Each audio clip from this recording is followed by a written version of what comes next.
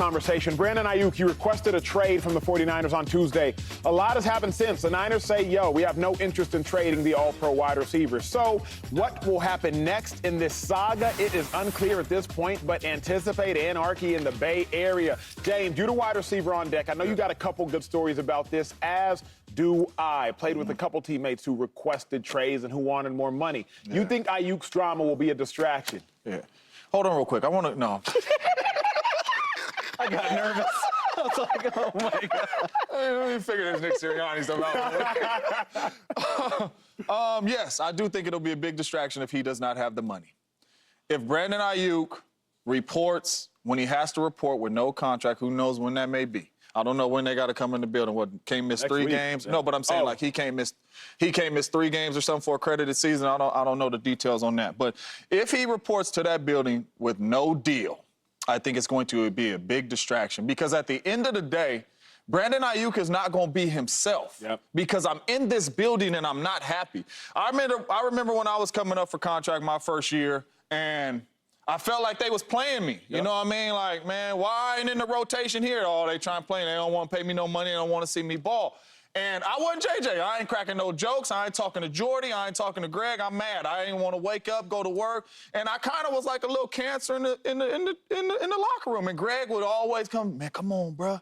Like, we need you, man. We need your personality. Like, it's just dead around here without you like that. And I'm like, hell with everything you talking about, Greg. I don't care about nobody in here. I'm trying to get a payday, and I feel like they messing with that. The next year, Greg Jennings is up for payday. You know what I'm saying? He's coming off of injury. Me and Jordy are balling. Greg comes back. They say, hey, man, you ain't going to start. We're going to start JJ and Jordy. And I said, bro, I don't agree with it, but I ain't saying nothing. Greg's attitude changed. Didn't say nothing to coaches, nothing to ask no question, none of that. He just, I'm like, come on, bro. We need you around here. And he looking at me like, bro, shut up, get out of my face while we be in here fighting. So all I'm saying is if the money is not behind it, there's no way that Brandon Aiyuk is going to be happy. I don't care if Debo's there, Kittle's there. There's no way. And people are going to feel that he don't want to be around there. And that is how you're going to have a bad locker room. You have bad locker room, you ain't going to win no games. I can't wait for my story because it gets good. But, Joy, will Aiyuk's drama be a distraction this season? I mean, it's tough to go up against that story with this opinion, but I don't really think so. I mean, the quarterback is in camp and healthy. Every team goes through this. This is a veteran team with a lot of big personalities, a lot of leaders, a lot of stability. They have a lot of people returning. And every team goes through this. Mm-hmm. Every team has a star that wants to get paid. It's luckily not the quarterback, so you don't have the main person doing that. I mean, think about last year. They had the Bosa contract, Brock's arm recovery. They were able to work through all of that. And if they do end up getting a deal done, then all will be forgotten. So it might be a little rocky for a little while, and there might be some attitudes and energies. But as far as a distraction, like, to me, a distraction is something that every single player on the entire roster is being asked about. There's a super famous backup quarterback in camp. Are you having a quarterback battle? Is there some sort of, off the field issue that's affecting everybody? This is something that every single team deals with. This is not super unique. It will either get done or it won't. But I don't think that this is something that will be necessarily a distraction. It's something. It's obviously something. You'd prefer that this was not the situation.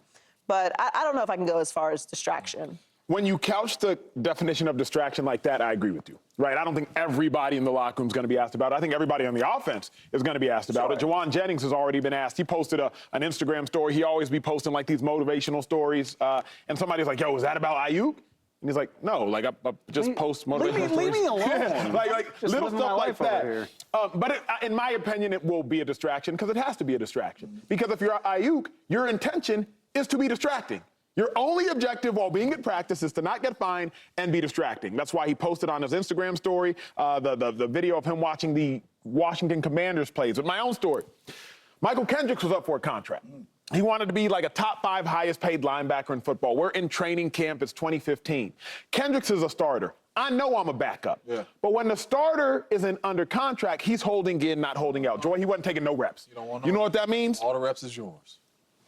All love him. Big opportunity. No, not a big opportunity, because you know he's going to get paid eventually, which is why it was a distraction and which is why I was upset. I didn't get into no fights when I was in my tenure with the Philadelphia Eagles except for almost twice. Michael Kendricks, Fletcher Cox. Kendricks is up for a contract, so he's not doing nothing in practice. So I'm running with the ones, 4 plays. Then I'm running with the threes. Then I'm running with the twos. Then I'm running with the ones. Then I'm running with the threes. So instead of just running with the twos, then a rest for 8 plays, twos, rest 8 plays. Joy, now I'm going 4 plays off, 4 plays off, 4 plays off. There was one drill, Joy Taylor, where I lost my mind. Chip Kelly, the offense. I want to see everybody's face. I don't need a one shot. Take the gym. You were a busy man. Bro, it's terrible. Mind you, we had traded Shady for Kiko Alonso, so I know I'm not starting. Yeah. I know my role, but now I'm just practicing for no reason. It's a true story. Chip Kelly, during one drill, James Jones, 4 verticals every play.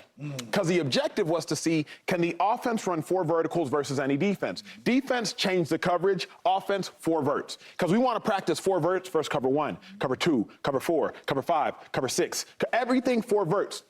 Wide receivers, y'all rotate every play. Defense, you stay out there. So Kendricks is gone, and I had to cover a seam 4 consecutive times. You got your steps. Then I rest for 4 plays, and then I gotta cover a seam 4 consecutive times. Cover 1, 4 verticals, you got the tight end man-to-man. Cover 2, 4 verticals, you got the middle runner man-to-man. Cover 4 verticals, you got number 3 man-to-man. So I had to sprint 40 yards every play for 4 plays, get 4 plays off, but by the time you get to the sideline, they've already run 2 4 verts. So you got 2 Gatorade chews, and you back out at the end of practice. I said, Kendricks! Mike! If you don't get this deal done, and he was just looking at me with a hat on, I got a helmet. With a jersey on, I got pads. With slides on, I got cleats. Legs, young fella. Bruh, no, we the same draft class. Oh, so The amount of anger and distraction that was within that linebacker room was unprecedented. And the deal got done, thankfully, 7 days later. I just love coming from the reporter angle of this, where you were on that field with the Philly version of me. Like, we're all just trying to get better. We're going to make the most of this opportunity. Then you go inside and you're like, I'm done with this. I'm not trying to practice this much. Bro. But that is a really good story, though, because they are going to be, if he don't got no money, they are going to be coming back from practice, right? Debo ain't made it through a season in 4 years. The young fella already starting on the pup list. You know what I'm saying? Like, means more reps with certain guys for the ones and all that. You gonna come in and B gonna gotta look at you. And B gonna be sitting there like, and he gonna be like, how's practice, bro? Oh, I'm hot thinking about it. You understand what I'm saying? I can't stand that. And once one of the players says, bro, come on, man, you got to get out there. I ain't getting out there. What you talking about? And you know who it is to me? Who it is, Dave? It's going to be, in my mind, Juwan Jennings. Because Juwan now probably going to have to take reps at the X, knowing good and well Aiyuk going to come back and he ain't going to play the X. And they going to be like, hey, Juwan, take the first team reps with the X, take the second team reps at the Z. I mean, there's no version where he doesn't end up with the Niners? I think it's going to, even if he does, I think it'll take a while. It'll take a minute. I think this is all valuable perspective, and of course I respect and trust what y'all are saying, but it doesn't bother me. If it were any other team, or if it were a lot of teams, it would. But think about who we're talking about here. The 49ers are like Bane. Like, they were born in the drama. They were molded by the drama. Like, this is what they do. Like, I know they're a hard-hitting team. They play hard-nosed football. But the 49ers are some, like, attention-drawing divas. That's what they do. Like, think about what we've been through with the 49ers. You mentioned, Joy, the Nick Bosa hold-in. He held in until the beginning of the season last year. Think about what we've been through with the quarterbacks on this team. They traded for Trey Lance. We had to do that whole song and dance. We were wondering who was going to start. Jimmy G's out. Wait, no, Jimmy, we need you. Come back. You got to play for us. Oh, we're bringing Brock Purdy into the mix? How about the fact that this is one of the most outspoken teams in the NFL? Deebo Samuel called an opposing cornerback trash last year and then stood on it. He was like, yeah, no, I'm good.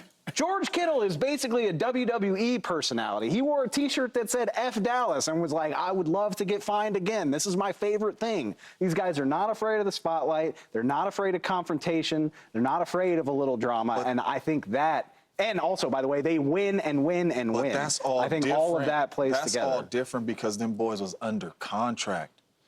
I think if he don't have no money, You playing with my money, and I'm walking into this building, and I don't want to be here.